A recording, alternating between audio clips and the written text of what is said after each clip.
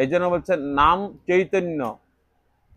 রসবিগ্রহ, রসবিগ্রহ কথার অর্থ নামের মধ্যে আনন্দ আছে। নাম করে,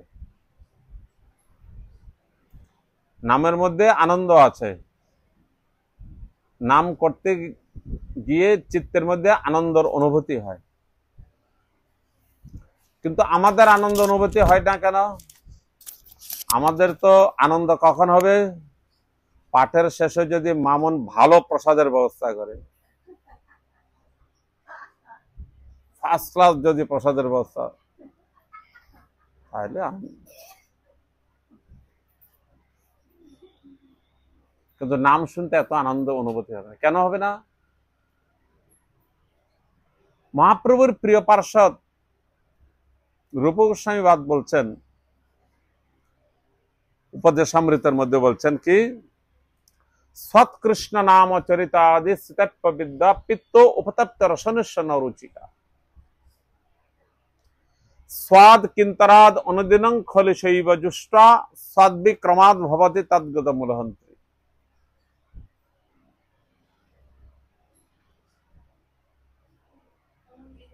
যে প্রকার আমরা সবাই জানি মিশ্রি খুবই স্বাদিষ্ট বস্তু। এখন কারোর যদি ইনফ্লুয়েঞ্জা জ্বর হয়, তা শোনা যায় কম। কারোর যদি মিষ্টি স্বাদিষ্ট বস্তু মিশ্রি সবাই জানে, কিন্তু কারোর যদি দীর্ঘদিন ইনফ্লুয়েঞ্জা জ্বর হয়, তখন মুখের কি হয়? লালিত্যপনা চলে যায়, মুখের স্বাদ চলে যায়। তখন মিশ্রি কেন, কোনো বস্তু মুখে স্বাদ লাগে না। তাহলে নামরূপী মিশ্রি আমাদের কাছে স্বাদ লাগে না। কেন স্বাদ লাগে না? আমাদের চিত্তের মধ্যে জন্মান্তরের বহু পাপ আছে। থার্মোমিটার জিভার নিচে আর বগলের নিচে দিলে পাপ জ্বর কতটুকু আছে বোঝা যায়, শরীরের উষ্ণতা কতটুকু আছে বোঝা যায়। আর আমাদের চিত্তের মধ্যে পাপ কি করে আছে, কার চিত্তের মধ্যে কত পাপ আছে এটা থার্মোমিটার আছে কি কোনো? আছে? মহাপ্রভু বলছেন, কৃষ্ণ নামে যদি না হয় প্রেমের অঙ্কুর, অতএব চিত্তে পাপ আছে জানিও প্রচুর। যার ভগবত নাম করে আনন্দ হয় না, তাহলে বুঝতে পারবে তার চিত্তের মধ্যে তত বেশি পাপে ভর্তি। মহাপ্রভু বলছেন, আমি আর আপনি বলেন নাই, চৈতন্য চরিতামৃতে বলছেন, কবিরাজ গোস্বামী বর্ণন করেছেন, কৃষ্ণ নামে যদি না হয় প্রেমের অঙ্কুর, অতএব চিত্তে পাপ আছে জানিও প্রচুর। তো তার চিত্তের মধ্যে আনন্দ অনুভূতি হবে না, এবং সেই নাম করার জন্য রুচিও হবে না। তাহলে বুঝতে হবে এই চিত্তের মধ্যে বহু পাপ আছে, বহু পাপ আছে। তো বহু পাপ যুক্ত চিত্তকে নির্মল কি করে করবে, পরিষ্কার কি করে করবে?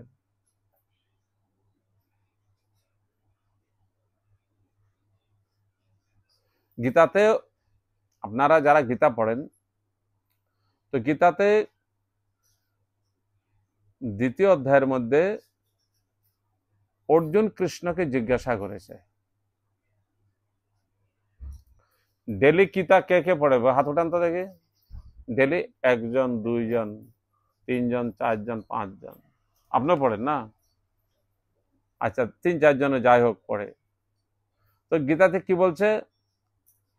অর্জুন কৃষ্ণকে জিজ্ঞাসা করেছেন, অথ কেন পাপঞ্চেয়ম পাপঞ্চরতি পুরুষ অনিচ্ছন্নপি বাঞ্চেয় বলাদীপ নিযোজিত। অথ কেন প্রযুক্তয়ং পাপঞ্চরতি পুরুষ অনিচ্ছন্নপি বাঞ্চেয় বলাদীপ নিযোজিত।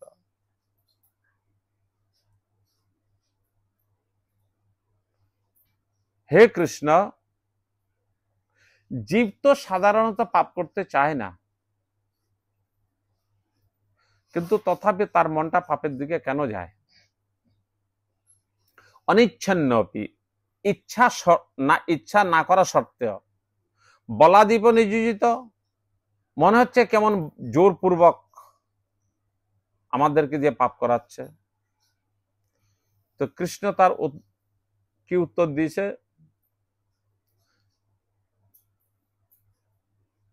কাময়েশ ক্রোধয়েশ রজগুণ সমুদ্ভব। কাময়েশ ক্রোধয়েশ রজগুণ সমুদ্ভব বিদ্যান ইহ বৈরিনাম। বিদ্যান লোক এটাই বলে কাম ক্রোধ রজগুণ থেকে আসে। মহাসন মহাপাপা বিদ্যান ইহ বৈরিনাম। তো এই কাম ক্রোধ থেকে এই পাপ আমাদের ভিতরে জাগ্রত হয়, ওই কাম ক্রোধের দাস হয়ে তবে গিয়ে পাপ করে। তখন অর্জুন দ্বিতীয়বার আবার জিজ্ঞাসা করলেন, তাহলে আমাদের ভিতরে যে কাম আছে, ক্রোধ আছে, পাপ আছে, তাহলে এটাকে দমন হবে কি করে? অভ্যাসেন তো কন্তেয় বৈরাগ্যেন চ গৃহ্যতে। অভ্যাসেন তো কন্তেয়, অভ্যাস যুগের দ্বারা, বৈরাগ্যেন চ গৃহ্যতে,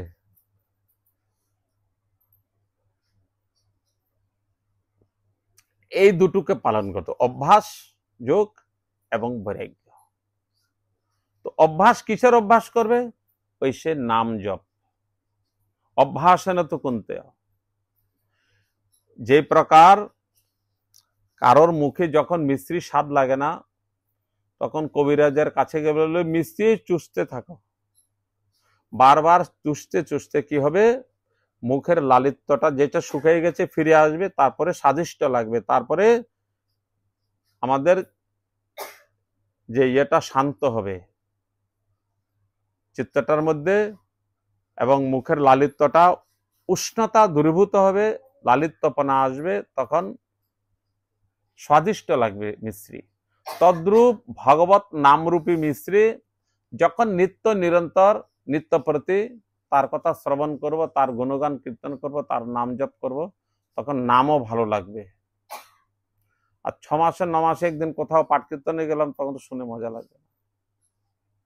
নিত্য প্রতি করতে করতে চিত্ত যখন নির্মল হবে, তখন নাম তত আনন্দ লাগবে, নাইলে নাম করে আনন্দ লাগবে না।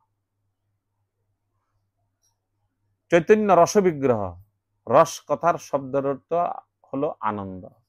তাহলে আনন্দের অনুভূতি যখনই হবে যখন চিত্ত নির্মল হবে। ভগবানের এই নাম। তাইলে এই যে আমরা মহামন্ত্র করি, এখানেও কলোনির মন্দিরেতে অষ্টপ্রহর হয়। কখন হয়? হোলির আগে আগে হয়, তাই না? এখন মার্চ মাসে হবে, হোলির পরে হবে। তো যাই হোক, গোয়ালটলি 1 নম্বর কলোনি, 2 নম্বর কলোনি, 2 দিন 3 দিনের সব জায়গায় নাম হয়। তো 2 দিন 3 দিনের নাম হয় হরে কৃষ্ণ মহামন্ত্র। কেন? জীবের কল্যাণের জন্য মহাপ্রভু ভগবান এই নামকে সিলেকশন করে গেছে, এই নামকে গাইতে হবে। এতে ষোড়শ নাম নাম কলৌ কলমশ নাশনম না তো পরত রূপায় সর্ববেদে সুদৃশ্যতে। এতে ষোড়শ নাম নাম, এর মধ্যে অক্ষর আছে 32টা আর নাম আছে কটা? 16টা। হরে কৃষ্ণ। এখানে হরে শব্দের কথার অর্থতে আপনারা সবাই সবসময় করেন বাড়ি ঘরে, আমরা জানিও এটা মহামন্ত্র, কিন্তু কেউ কোনোদিন অর্থ চিন্তা করি না। করে কেউ? অর্থ চিন্তা করে না। কিন্তু অর্থ চিন্তা না করেও যখন গুণগান কীর্তন করবে, নাম করবে, তাও তার ফল হবে। এটা নামের মহিমা। নামকে শাস্ত্রে কোথাও কোথাও অগ্নির সঙ্গে তুলনা করেছে, কোথাও কোথাও ঔষধের সঙ্গে তুলনা করেছে। তাহলে যে প্রকার বলছে ঔষধ,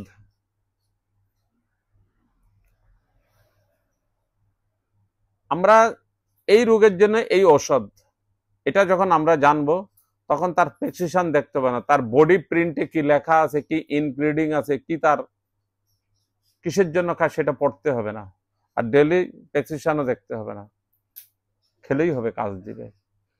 সেটা প্রণাম করে খাক, চোখ বন্ধ করে, যে কোনো রকমের ভিতরে গেলেই কাজ দিবে, করবে কিনা? তদ্রূপ ভগবান নাম কেউ শ্রদ্ধা করে করুক, কেউ অশ্রদ্ধা করে করুক,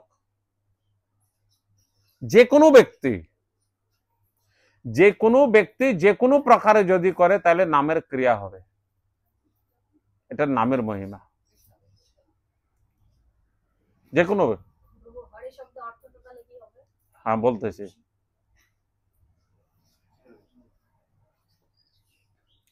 আপনার জানার কিউরিসিটি আছে, ধন্যবাদ। তো যাই হোক, হরে শব্দের কথার অর্থ হলো হর সম্বোধনার্থে ইতি হরে। হর মানে হরণ করে, কার চিত্তকে হরণ করে? কৃষ্ণের চিত্তকে হরণ করে দেখে রাধারানীর এক নাম হয়েছে হরে। তাহলে নিম্বার্ক সম্প্রদায়ের যে মহামন্ত্র, ওরা বলে কি? রাধে কৃষ্ণ কৃষ্ণ কৃষ্ণ রাধে রাধে, রাধে শ্যাম শ্যাম শ্যাম রাধে রাধে। তাহলে আমরা যেখানে হরে উচ্চারণ করি, নিম্বার্ক সম্প্রদায়ের তারা সেখানে হরের জায়গা কি করে? রাধে শব্দ উচ্চারণ করে। আর রাধারানীর এক নাম হরে। তো হরে শব্দ না বলে যদি কেউ রাধেও বলে, তো নামের কোনো ভুল হবে না। তাহলে রাধে কৃষ্ণ কৃষ্ণ কৃষ্ণ রাধে, রাধে শ্যাম শ্যাম শ্যাম রাধে রাধে। কিন্তু আমাদের এখানে তো রাধে শ্যাম শব্দ আসে নাই, এখানে কি আসছে? রাম এসছে, এখানে রাম এসছে। হরে কৃষ্ণ কৃষ্ণ কৃষ্ণ হরে হরে, হরে রাম। এখানে রাম শব্দতে লোকে মনে করে কি ত্রেতা যুগের দশরথ নন্দন ধনুর্ধর রাম। আদৌ ত্রেতা যুগের দশরথ নন্দন রাম নয়। বৃন্দাবনে গোবর্ধনে, আমি প্রথম যখন বৃন্দাবনে গেছি 1990-তে, তো অনেক আশ্রমে এরকম মহামন্ত্র 24 ঘন্টা মহামন্ত্র কীর্তন করতো। তো ওরা আগে হরে রাম রাম রাম হরে হরে, হরে কৃষ্ণ কৃষ্ণ কৃষ্ণ হরে হরে, এরকম ভাবে গাইতো ওরা। আমরা যেরকম হরে কৃষ্ণ আগে গাই, ওরা ওই হরে রাম আগে গাইতো, পরে হরে কৃষ্ণ গাইতো। ইদানিং গিয়ে দেখি কি সব চেঞ্জ হয়ে গেছে। রমন ঋতু এখন হরে কৃষ্ণ আগে, এখন সব জায়গা হরে কৃষ্ণ আগে। আগে ভুল বুঝেছিল। এখানে রাম শব্দতে রমন করে যিনি রাধারানীর সঙ্গে, তাকে বলছে রাম। যিনি জীবকে আনন্দ প্রদান করেন, রমন মানে আনন্দ। চিত্তের মধ্যে যিনি সবার চিত্তেতে আনন্দ প্রদান করেন, তিনি আনন্দ প্রদান করেন দেখে তিনি রাম। ওই কৃষ্ণেরই এক নাম হলো রাম। তিনি রাধারানীকে আনন্দ প্রদান করেন লীলার মাধ্যমেতে, এই জন্য তিনি রাম। জীবকে তিনি আনন্দ প্রদান করেন, এই জন্য তিনি রাম। এখানে দাপর যুগের দশরথ, ত্রেতা যুগের দশরথ নন্দন রাম নয়, এখানে রাম কৃষ্ণকে বলা হয়েছে। আমরা মনে করতে পারি যে কৃষ্ণ তো কোন যুগে এসছে? সত্য, ত্রেতা, দাপর, কলিক, তার মধ্যে কোন যুগে এসছে? দাপর এসছে। এটা ভাগবতে আমরা শুনেছি বা জানে। অ্যাকচুয়ালি কৃষ্ণ অনাদির আদি, সৃষ্টির প্রারম্ভ কেন, সৃষ্টির অনাদিকাল থেকে কৃষ্ণই আছেন। বলে কি প্রমাণ? কি প্রমাণ? বলে ভাগবত দিয়ে প্রমাণ দিচ্ছে।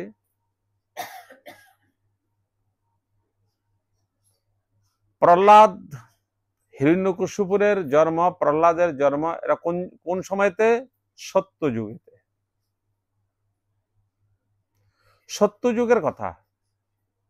তো সেই সময়তে প্রহ্লাদ হিরণ্যকশিপুরকে বলছেন, মতীর্ণ কৃষ্ণে পরতো সতবা মিথ্যয় অপিপদ্যতে গৃহব্রতানাম অদান্ত গোবে বিশতাম তমিশ্রম পুনঃ পুনশ্চর্বিত নানাম। তাহলে এই শ্লোকের মাধ্যমে প্রহ্লাদ তখনই বলছে পিতা হিরণ্যকশিপুরকে যে আমাদের চিত্তটা কৃষ্ণের প্রতি মতি স্থাপন হতে পারে না। কেন? আমরা সংসারে চর্বিত সুখকে বারবার চর্বণ করছি, আমরা কোনো সৎসঙ্গ এবং সাধুগুরুর চরণাশ্রিত হচ্ছি না। তো না হওয়া পর্যন্ত আমাদের এই মতিটা কৃষ্ণের প্রতি মতি স্থাপন হতে পারে না। তখন তো দাপর যুগ আসেও নাই, তাহলে সত্য যুগে প্রহ্লাদ কৃষ্ণের কথা উচ্চারণ করেছেন। সত্য যুগে প্রহ্লাদ করেছেন, তারও আরো আগে এগিয়ে যান। সৃষ্টির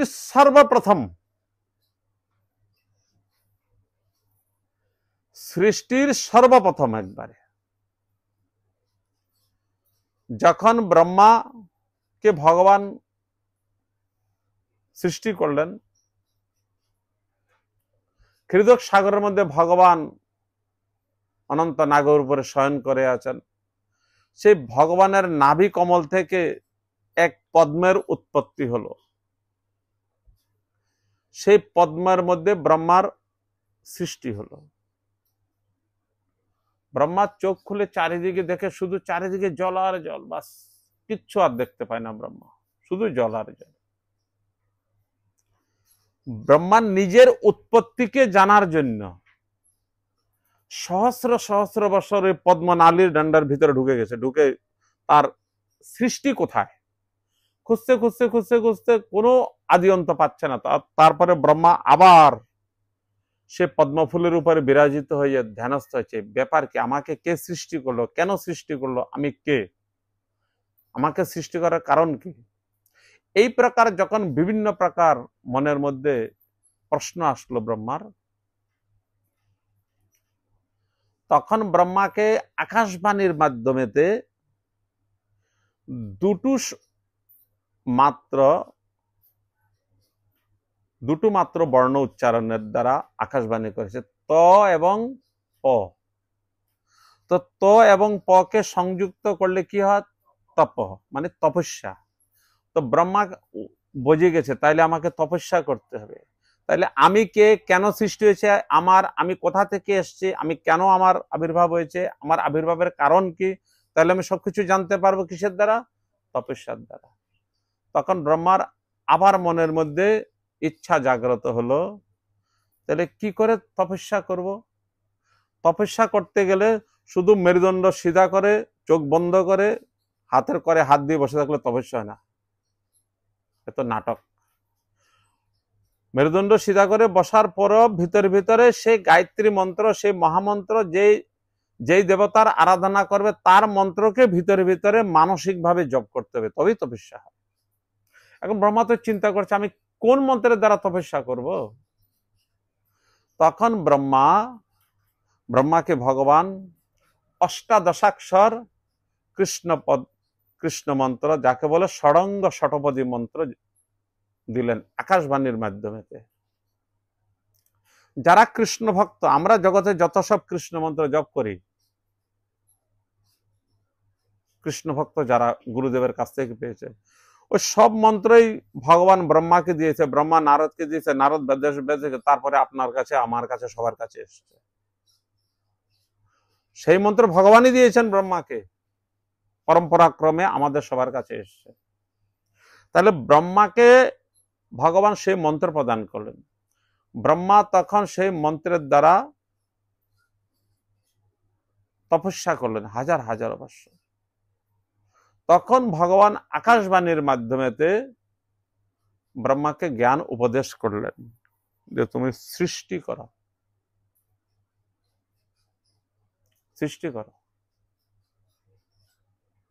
তখন ভগবান আবার যে ব্রহ্মা আবার আমি সৃষ্টি করে রাখবো কোথা, চারিদিকে তো জল আর জল। তখন ভগবান বলছে আমি পৃথিবীকে উপরে এনে স্থাপন করতেছি।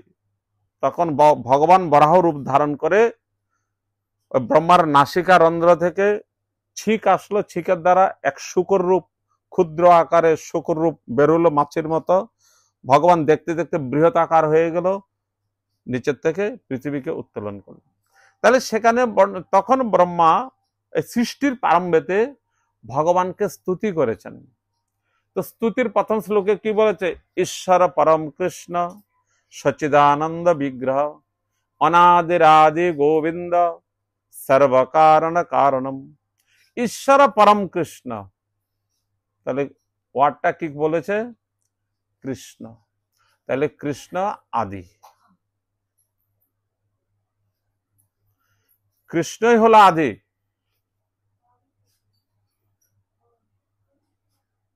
ভগবানের আমরা কৃষ্ণ নাম উচ্চারণ করি, চাই রাম উচ্চারণ করি, ভগবান পূর্ণ ব্রহ্ম। ভগবান মহাপ্রভু বলছে সর্বশক্তি নামে দিলা করিয়া বিভাগ, আমার দুর্দেব নামে নাহি অনুরাগ। নামের মধ্যে সব প্রকার শক্তি আছে। আপনি কৃষ্ণ মন্ত্র জপ করুন, আপনি রাম মন্ত্র জপ করুন, সমস্ত মন্ত্রের মধ্যে সমস্ত প্রকার শক্তি আছে, কোন নামের মধ্যে কম বেশি নয়।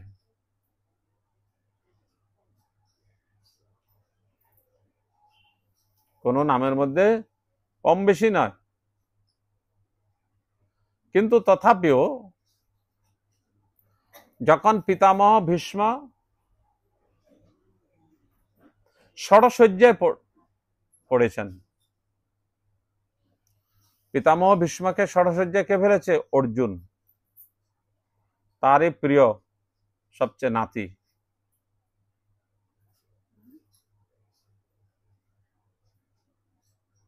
তখন ভগবানকে স্তুতি করেছে, সহস্র নামে স্তুতি করেছে, ষোড়শ বিষ্ণু নামে স্তুতি করেছে। তো ষোড়শ বিষ্ণু নামের মধ্যে বর্ণন করেছে ঔষধে চিন্তয়তে বিষ্ণু ভোজনে চ জনার্দনম নারায়ণ তনুত্তেগে শ্রীধরং প্রিয় সঙ্গমে জল মধ্যে বরাহঞ্চ পাবকে জলশায়িনম পর্বতে রঘুনন্দনম গমনে বামনশ্চৈব পর্বতে রঘুনন্দনম। এরকম ভাবে বলতে বলতে লাস্টে বলেছে কি সর্বকার্যেষু মাধবম। ঔষধে চিন্ততে বিষ্ণু, ভগবানের সব নামের মধ্যে সব প্রকার মহিমা আছে, সব প্রকার শক্তি আছে, কিন্তু কোন কার্য বিশেষ বলছে ওই নামের মহিমা তখন বেশি হবে, সেই নামকে জপ করতে হবে, সেই নাম উচ্চারণ করতে হবে। ঔষধে চিন্ততে বিষ্ণু, ঔষধ গ্রহণ করার সময় কি বলতে হবে? শ্রী বিষ্ণু শ্রী বিষ্ণু শ্রী বিষ্ণু বলে 3 বার উচ্চারণ করতে হবে, তখন ঔষধের ক্রিয়া হবেই হবে। ঔষধে চিন্ততে বিষ্ণু ভোজনে চ জনার্দনম, ভোজন করার সময় ভগবান জনার্দনের নাম উচ্চারণ করতে হবে। শাস্ত্রে বর্ণন আছে ভোজনে চ জনার্দনম নারায়ণ তনুত্যাগে, যখন আমাদের এই পঞ্চভৌতিক শরীর থেকে প্রাণ নির্গত হবে, যদি হুঁশ থাকে নারায়ণ নাম উচ্চারণ করার কথা বলছে। আর যার হুঁশ নাই তো কি করে উচ্চারণ করে, সেখানে তো প্রশ্নই আসে না। নারায়ণ তনুত্যাগে শ্রীধরং প্রিয় সঙ্গমে, সৎপুত্র উৎপত্তির জন্য যখন গর্ভাধান করবে তখন কোন নাম উচ্চারণ করতে হবে? শ্রীধর ভগবানের। তাইলে পুত্র ভক্ত হবে, পরে বদনাম করতে হবে না, আজকালকার ছেলে মেয়ে কথা শুনে না, ফর্মুলা কিছু অ্যাকসেপ্ট করবে, ফর্মুলা কিছু পালন করবে না, পরে বদনাম করবে, আজকালকে কথা শুনে না, কথা শুনে না বলে। শ্রীধরম প্রিয় সঙ্গমে জল মধ্যে বারাহঞ্চ, জলে ডুবতেছে বারাহ ভগবানের নাম উচ্চারণ করবে। পর্বতে রঘুনন্দনম, পর্বত চড়াই করতেছে, ভগবত নাম রঘুনন্দন নামের উচ্চারণ করতে হবে। কাননে নরসিংহঞ্চ, জঙ্গলের মধ্যে ভয় উৎপন্ন হয়েছে, তো নরসিংহ ভগবানের নাম উচ্চারণ করবে। তো ষোড়শ বিষ্ণু নামে স্তুতি করেছে, লাস্টে বলছে কি সর্বকার্যসু মাধবম। স্থান বিশেষ, কার্য বিশেষ, সেই ভগবানের নাম মনে আসলো না, তাহলে কি নাম উচ্চারণ করবে? মাধব নাম। মাধব মাধব বাচি, মাধব মাধব হৃদি, স্মরন্তি সাধব সর্বকার্যসু মাধব। সমস্ত কার্যের জন্য তো মাধব নাম উচ্চারণ করবে। জানে কি ভগবানের নাম যে কোনো কার্যে, যে কোনো সময়ে, যে কোনো মুহূর্তে সর্বত্র ফল প্রদান করে ভগবানের নাম। ভগবানের নামের জন্য কোনো সময় বিশেষের লাগে না। এমনকি পবিত্র হতে গেলেও ব্রাহ্মণ যখন বৈদিক কর্ম করায়, পুরোহিত আমাদেরকে দিয়ে জগতে বিবাহ, অন্নপ্রাশন, শ্রাদ্ধ, যে কোনো কর্ম আদি, তো আগে মন্ত্র পড়াবে, অপবিত্র পবিত্র বা সর্বপস্তাং কুতোপি বা যস্মরস পুণ্ডরীকাক্ষ। তাহলে পুণ্ডরীকাক্ষ ভগবানের নাম উচ্চারণ করলে সে পবিত্র হয়ে যায়। পুণ্ডরীকাক্ষ।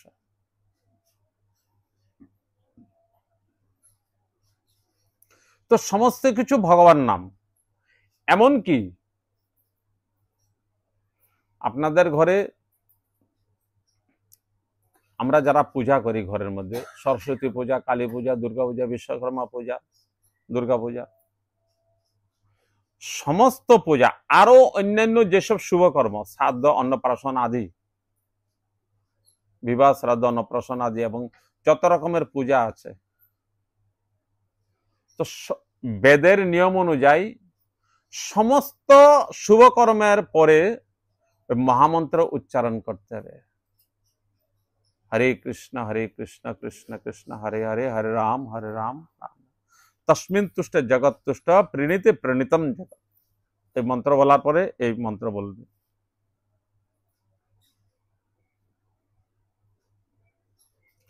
বলছে মন্ত্রত তন্ত্রত ছিদ্রং দেশ কাল বস্তুত, সর্বং করতে নিশ্ছিদ্রং নাম সংকীর্তনম তব।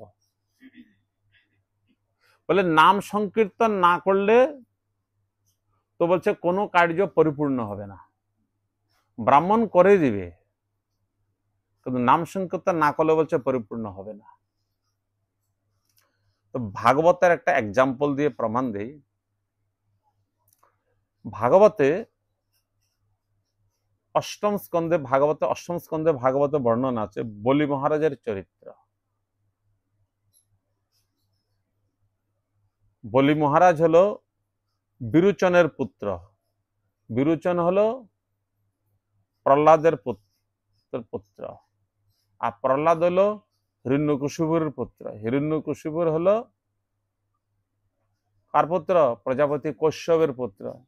কশ্যপ মরিচি ঋষির পুত্র, মরিচি ব্রহ্মার পুত্র। এই হলো তাদের পরম্পরা, ইন্ট্রোডাকশন। তো সেই বলি মহারাজ নর্মদার পূর্ব তটে ভৃগুকচ্ছ ক্ষেত্রেতে অশ্বমেধ যজ্ঞ করতেছে বলি মহারাজ। তো যজ্ঞ সভাতে গিয়ে পৌঁছাইছে কে? ভগবান বামন দেব। ভগবান বামন দেব তিনিও কশ্যপেরই পুত্র। বামন দেবের এক নাম হলো উপেন্দ্র।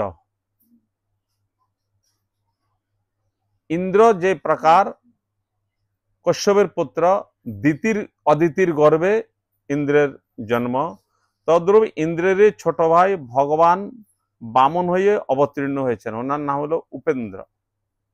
তো ভগবান বামন দেব জন্ম হওয়ার সঙ্গে সঙ্গে বড় হয়ে গেল। বড় হওয়ার পরে ব্রাহ্মণ পুত্র কি করতে হবে? তাকে উপনয়ন করতে হবে। আমাদের সমাজের মধ্যে প্রথা তো উঠে গেছে। আমরা জানি শুধু উপনয়ন সংস্কার, চূড়াকরণ সংস্কার, উপবীত সংস্কার একমাত্র ব্রাহ্মণের হয়। আসলে নয় সেটা। ব্রাহ্মণ ক্ষত্রিয় বৈশ্য তিন বর্ণেরই হবে। ব্রাহ্মণের 12 বছরের ভিতরে করতে হবে, ক্ষত্রিয়ের 14 বছরের ভিতরে করতে হবে, আর বৈশ্যের 16 বছরের ভিতরে করতে হবে, উপনয়ন হবে। কিন্তু ব্রাহ্মণ উপনয়ন হওয়ার পরে পুরোহিতত্ব কর্মটা একমাত্র ব্রাহ্মণ করতে পারবে, আর অন্যরা শুধু নিজের উপাসনার জন্য উপনয়ন হবে।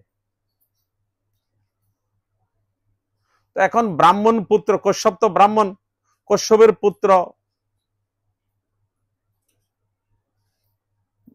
বামন ভগবান, এখন উপনয়ন সংস্কার হয়ে গেল। উপনয়ন সংস্কার হওয়ার পরে কি করতে হয়? ভিক্ষা করতে হয়। যখন এসব বাড়িঘরে, আমাদের বাড়িঘরে যেসব ব্রাহ্মণ বাচ্চারা উপনয়ন হবে, তো প্রথমে তাকে ভিক্ষা করতে হয়। ওরা তো আর বাইরে যায় না, নিজের আত্মীয় স্বজন, মামা কাকা জেঠাদের কাছে ভিক্ষা করে। তো ভিক্ষাটা করে কাকে দিবে? যে তাকে ওই ব্রহ্ম গায়ত্রী দিয়েছে, উপনয়ন সংস্কার করেছে, ওকে নিয়ে দিতে হবে। এখন ভগবান বামনদেব ভিক্ষা করতে বেরিয়েছে। কোথায় গেছে? ওই নর্মদার পূর্ব তটে, যেখানে বলি মহারাজ যজ্ঞ করছে, সেই বলি মহারাজের যজ্ঞ সবাইকে উপস্থিত হয়েছে ভগবান বামনদেব। সুন্দর পায়ে খড়ম, সুন্দর ছত্র, পাদুকা, হাতের কুমণ্ডল আর ব্রহ্মদণ্ড ছত্র, অপূর্ব সুন্দর, মাত্র কপিন পরা, আর নতুন উপবীত সংস্কার, ছোট্ট বাচ্চা। ভগবান এমনি ভগবান চিত্তাকর্ষক, ভগবান সবার চিত্তকে আকর্ষণ করে। তারপরে আবার ছোট বাচ্চা, মাত্র উপনয়ন হয়েছে, যখন বলি মহারাজের যজ্ঞ সভায় উপস্থিত হয়েছেন, তো সবার যজ্ঞ মণ্ডপের সবার চিত্ত, সমস্ত ব্রাহ্মণ এবং সমস্ত প্রজাদের চিত্ত আকর্ষণ করে নিয়েছে এই ছোট্ট বালক। ছোট্ট বালক হাতে দণ্ড কুমণ্ডল নিয়ে আসছে, নতুন উপবীত বোঝা যাচ্ছে, এই মাত্র উপনয়ন সংস্কার হয়েছে।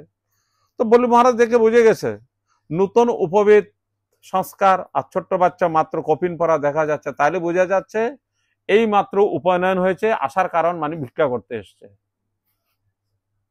ভিক্ষা করতে এসছে, বুঝে গেছে। বলি মহারাজ সেই বামন ভগবানকে দেখে সবাই ভেবেছে ছোট বাচ্চা মানে ছোট বাচ্চা বাচ্চা, এদের সবাই, এটা কেউই ভাবে নাই যে ইনি অখিল ব্রহ্মাণ্ডের জগদীশ্বর ভগবান, সাক্ষাৎ বিষ্ণু, সাক্ষাৎ নারায়ণ, তিনি বালক রূপে এসছে। এটা কিন্তু কারোর মেমোরিতে নেই। বলি মহারাজ বুঝে ফেলছে যে ছোট ব্রাহ্মণের বাচ্চা, মাত্র উপনয়ন হয়েছে, ভিক্ষা নেওয়ার জন্য এসছে, ঠিক আছে।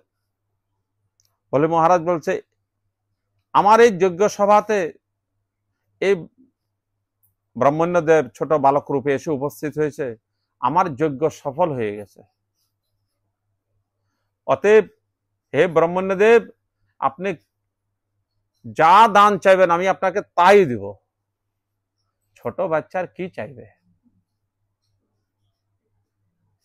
ছোট বাচ্চা কি চাইবে? আপনার ঘরে যদি 7 বছরের বালক, যা চাইবে তাই দিব। সে কি আর চাইবে বাড়ি আমার নাম করে দাও? হ্যাঁ, এটা কেউ চাইবে না। বলে ব্যাংকের অ্যাকাউন্টে আমার নাম উঠাই দাও, এটা চাইবে কি? 7 বছরের বালক এইসব বুদ্ধি নাই, এইসব বলবে না। এই জন্য বলি মহারাজের ওইটাই, ছোট বাচ্চার কি চাইবে, এই জন্য কথা বলেছে, বলে যা চাইবে তাই দিব।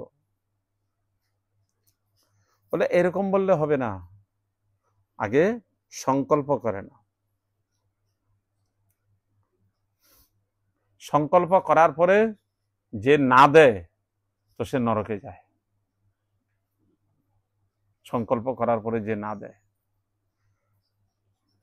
তো বলি মহারাজকে সংকল্প করায় নিলেন ভগবান বামনদেব, যা চাইবেন আমি তাই দিব। তো সংকল্প যখন করাই নিল, তখন বলছে যে আমার ত্রিপাদ ভূমি লাগে, অন্য কিছুই লাগে না। বলি মহারাজ ভাবছে, একে তো ছোট বাচ্চা, ত্রিপাদ ভূমি আর ছোট ছোট পাওয়ার কতটুকু আর পাওয়ার মাপের ভূমি হবে? আমি সবকিছু দিতে চাইলাম, মাত্র ত্রিপাদ ভূমি। ছোট্ট শিশু তো, এখনো বুদ্ধি বিকশিত হয় নাই, আমি এত দেওয়ার পরও চাইতেই পারি নাই। আরো যদি কিছু বলো, বলে না না আমি ত্রিপাদ ভূমি নিব, আমি সন্তোষী ব্রাহ্মণ, আমার এত বেশি লাগবে না। তখন ভগবান বামন দেবকে বলি মহারাজ বললেন, ঠিক আছে ব্রাহ্মণে, আপনার যেখান থেকে ইচ্ছা ত্রিপাদ ভূমি আপনি মেপে নেন। যখনই ত্রিপাদ ভূমি মাপার সময় আসলো, তখন ভগবান দেখতে দেখতে দেখতে ত্রিবিক্রম রূপ ধারণ করেছেন। ভগবানের এক নাম হলো ত্রিবিক্রম। বলে ত্রিবিক্রম কেন? তিন লোকেতে ভগবান নিজের বিক্রমকে প্রকাশ করেছেন, নিজের আধিপত্যটা তিন লোকে। এদিকে পাতাল লোক থেকে, আর এদিকে ব্রহ্মলোক, স্বর্গলোকও পার হয়ে গেছে। হ্যাঁ, দেখতে দেখতে ভগবান এত বৃহৎ আকার হয়ে গেল, ভগবানের এক পাও একবারে পাতাল লোকে চলে গেল। 14 ভুবনের মধ্যে লাস্ট হলো পাতালপুরি না, তো এক পাও পাতাল লোকে চলে গেল। আরেক ভগবানের আরেক চরণ উপরে উঠাতে উঠাতে সত্য ভূ ভুব জন মোহ সত্য তপ, একবারে সত্য লোক, ব্রহ্মার লোক। তো 2 পায়েতে 14 আরে 7 14 লোককে মেপে নিল। তা আরেক পার দেওয়ার তো জায়গাই নেই। কথা দিয়েছে কয় পায়ের? 3 পায়ের কথা দিয়েছে না? তখন বলি মহারাজকে বলছেন, আরেক পায়ের জায়গা দেন আমাকে। আপনি আমাকে অঙ্গীকার করেছেন ত্রিপাদ ভূমি দানের জন্য, তো 2 পদের দ্বারা 14 ভুবন ভগবান মেপে নিলেন, আরেক পাও রাখার জন্য জায়গাই নেই। তখন বলি মহারাজের স্ত্রী বৃন্দাবলী বলি মহারাজকে বুদ্ধি দিলেন, না ভগবান যখন জায়গা দিতে পারছে না, তখন ভগবান বলি মহারাজকে বরুণ ফাঁসে বন্ধন করে দিয়েছে। বরুণ ফাঁসে বন্ধন করে দিয়েছে। যখন বরুণ ফাঁসে বন্ধন করে দিচ্ছে, বলি মহারাজ সমস্ত দৈত্য অসুরদের রাজা, সমস্ত দৈত্যরা অসুররা তার সেনা সামন্ত ভগবানের বিরুদ্ধে যুদ্ধ করার জন্য উদ্ধত হয়ে গেছে। বলি মহারাজ এক ধমকি দিয়ে সবাইকে সরা দিল, চলো সরো, এখানে ভগবানের সঙ্গে আমাদের আদান প্রদান, তোমরা এখানে মাঝে আসবে না। তখন এখানে বলি মহারাজের চরিত্রটা বিস্তারিত বহুত বড়, কিন্তু সংক্ষেপে আমি মহামন্ত্রের মহিমা বলার জন্য একটু তার দিগদর্শন দিচ্ছি। সেখানে বলি মহারাজ বেঁধে দিল, বেঁধে দেওয়ার পরে তার স্ত্রী বৃন্দাবলী এসে তাকে বুদ্ধি দিয়েছে, হে পতিদেব, আপনি ভগবানকে কথা দিয়েছেন ত্রিপাদ ভূমি দিবেন, আমরা তো অহংকার বশত মনে করে এই ঘরের মালিক আমি, এই পৃথিবীর মালিক আমি, তো 14 ভুবনকে তো ভগবান সৃষ্টি করেছেন, তো ভগবানের সৃষ্টিজাত এই পৃথিবীকে ভগবান নিয়ে নিয়েছেন, আপনি নিজেকে কি দিয়েছেন? তখন বলি মহারাজের নিজের ভিতরে অনুশোচনা আসলো, ওহো আমি তো ভগবানকে কি দিয়েছি। তখন বলি মহারাজ ভগবানকে বললেন, হে প্রভু, তো 2 পদে তো আপনার আছে, ত্রিপাদ তো আর আপনার নাই, বলে তুমি জায়গা দাও, আমি ত্রিপাদ বের করতেছি। তখন বলি মহারাজ মস্তক পেতে দিয়েছেন, যে আমার মস্তকে রাখুন। যে বলি মহারাজ নতমস্তক হয়ে ভগবানের চরণে নতমস্তক হলেন, ভগবানের নাভি কমল থেকে আরেক পদ বিন্যাস করে বলি মহারাজের মস্তকে দিয়েছেন। যখন বলি মহারাজের মস্তকে 3য় পদ বিন্যাস করে বলি মহারাজের চরণ কমল ভগবানের বলি মহারাজের মস্তকে রাখলেন, সঙ্গে সঙ্গে দেবতাগণ দুন্দুভি বাদন করে তারা পুষ্পবৃষ্টি করলেন বলি মহারাজের উপরে এবং ভগবান ত্রিবিক্রমের উপরে। মুনি ঋষিগণ বলি মহারাজের গুণগান করতে শুরু করে দিলেন। বলির যে দাদু,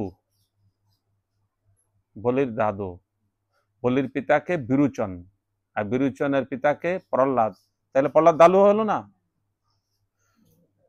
প্রহ্লাদ প্রশংসা করতেছে, হে বলি, ধন্য তুমি আমাদের বংশে, তুমি ভগবানকে নিজের সর্বস্ব অর্পণ করে দিয়েছ, তুমি ধন্য বলি। প্রহ্লাদ সাক্ষাৎ যজ্ঞস্থলে উপস্থিত হলেন, উপস্থিত ভগবানকে বন্দনা করলেন।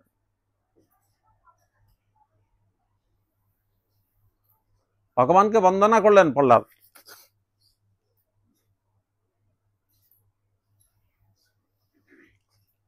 পিতা যদি শাসন করে তখন দাদুরা এসে ছাড়াই দেয়, তাই না?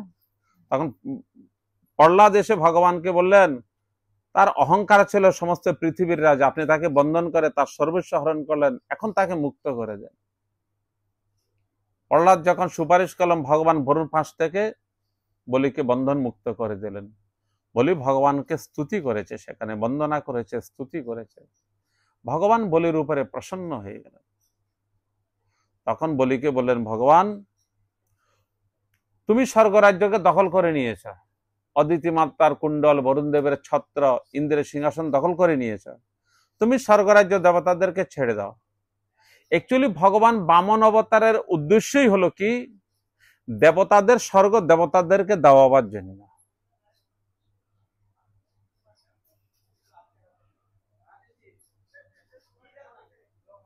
অন্যান্য অবতারে ভগবান যুদ্ধ করে, মীমাংসা করে, কিন্তু এখানে যুদ্ধ করতে পারতেছে না।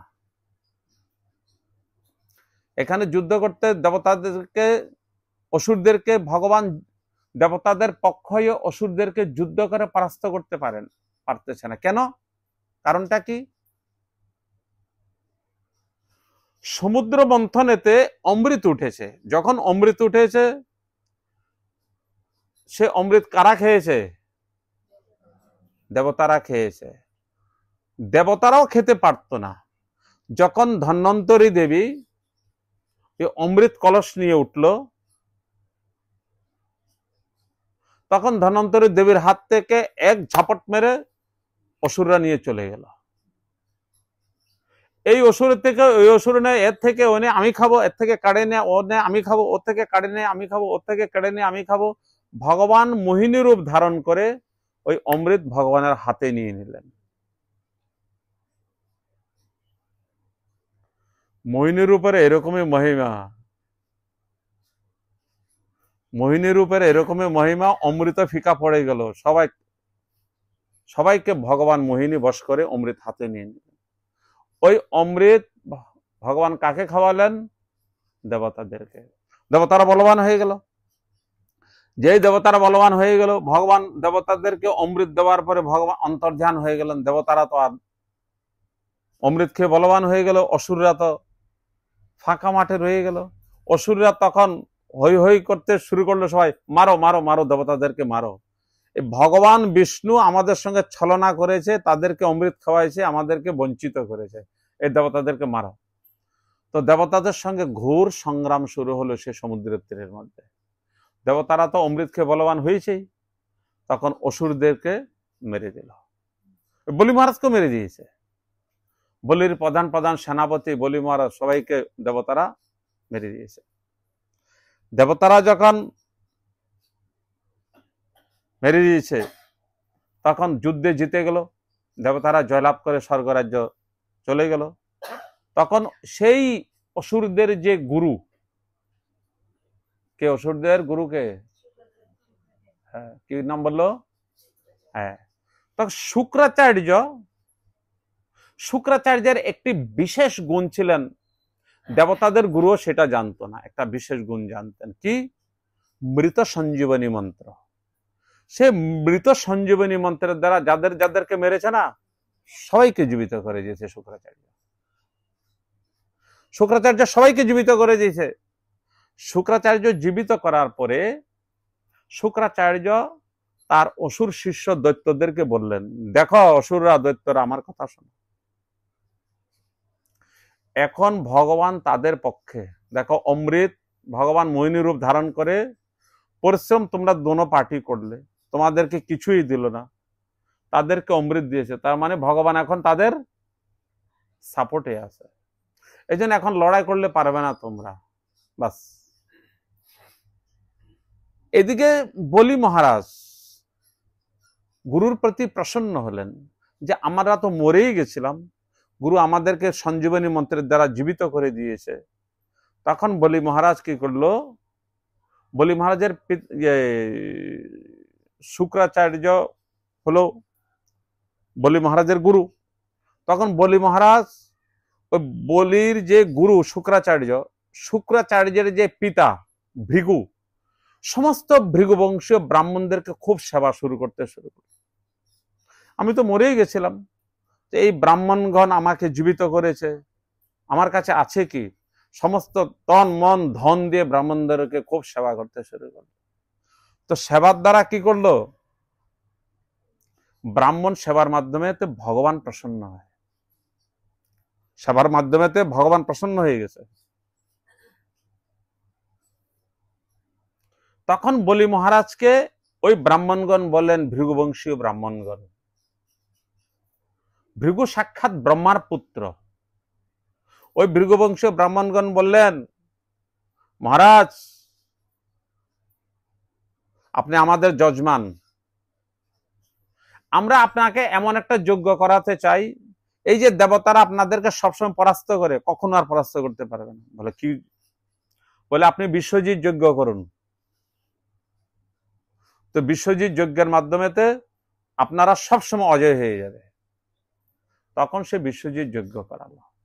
তো এই যে যজ্ঞ আদি, এখানে যে ত্রিপাদ ভূমি দান করালো, ত্রিপাদ ভূমি দানের মাধ্যমে যে মাঝে দিয়ে এই যে অশ্বমেধ যজ্ঞ চলছিল, তো মাঝে দিয়ে বলিকে বেঁধে দিল। ত্রিপাদ ভূমি দামের দ্বারা ভগবান ত্রিবিক্রম রূপ ধারণ করলেন। এই যজ্ঞের মধ্যে মাঝে দিয়ে মিস্টেক হয়ে গেল। নিত্য প্রতি যে আহুতি দিয়ে আসছিল, যে সিরিয়াল চলছিল না, মাঝে দিয়ে রুকাবট এসে গেল, যজ্ঞটা খণ্ডিত হয়ে গেল, নিয়মটা একটু বন্ধ হয়ে গেল। এখন শুক্রাচার্য যুক্তি দিলেন। বলে মহারাজ বললেন, তাহলে কি করা যাবে? তো বলে তোমার যোগ্যতা খণ্ডন হয়েছে, মাঝে দিয়ে ত্রিবিক্রম রূপ ধারণ করে তোমাকে বন্ধন করেছে, তাহলে কি করে এখন যজ্ঞটা পুরা করবে? বলে বাদ বাকি আহুতি দাও, আর আহুতি দিয়ে ভগবত নাম উচ্চারণ করো। মন্ত্রত তন্ত্রত ছিদ্রং দেশ কাল বস্তুত সর্বং করতি নিশ্ছিদ্রং নাম সংকীর্তনম তব। মন্ত্রের দোষ, তন্ত্রের দোষ, মানে আগেরটা পরে, পরেরটা আগে। মন্ত্রত তন্ত্রত ছিদ্রং, দেশ কোন জায়গায় যজ্ঞ করতে হবে জায়গার কথা উল্লেখ আছে। বলি মহারাজ যজ্ঞ করার জন্য কোথায় গেছে? নর্মদার তীরে। ভগবান রামচন্দ্র যজ্ঞ করেছেন সরযূ নদীর কিনারে। তো যাই হোক, দেশ কাল বস্তুত, কাল যজ্ঞের যে করবে সময়েরও কথা আছে। সময় তিথি লগ্ন যদি আগে পিছিয়ে হয়ে যায় তাহলে যজ্ঞের ক্রিয়া হবে না। আর বস্তুত যজ্ঞের যে বস্তু হবে, ঘৃত আদি যজ্ঞ সামগ্রী আদি, তো কোনো না কোনো বস্তুর মধ্যে যদি ত্রুটি এসে যায়, তো সমস্ত ত্রুটি পুরা করার জন্য এই ভগবত নাম করতে হবে। আপনার ঘরে আমার ঘরে তো ব্রাহ্মণ আসলো, ফটাফট যাও, ফটাফট নিয়ে আসো। 11টার সময় আসছে, আসার কথা 7টার সময়, 11টার সময় এসছে, কেউ 12টার সময় এসছে। ঘরের লোক তো না খেয়ে বসে আছে, পুরোহিত কখন আসবে? পুরোহিত নম নম করে যে কোনো রকম যেতে পারলেই হলো। কিন্তু এই ভগবত নাম উচ্চারণ যদি করে, সে যদি কোন রকমে ফাংফুং করেও যদি করে যায়, লাস্টে যদি ভগবত নাম উচ্চারণ করে, তাহলে যজ্ঞ পূর্ণ হলে আমাদের শাস্ত্র বিধান দিয়েছেন। আর যদি ভগবত নাম উচ্চারণ না করে, তাহলে ত্রুটি তো থাকেই থাকে।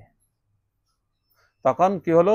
সেই পূজা বা শুভকর্ম বা যজ্ঞ পূর্ণ হয় না। এই হলো আজকে মহামন্ত্রর এই মহিমা। বাঞ্ছা কল্পতরুভ্যশ্চ কৃপা সিন্ধু।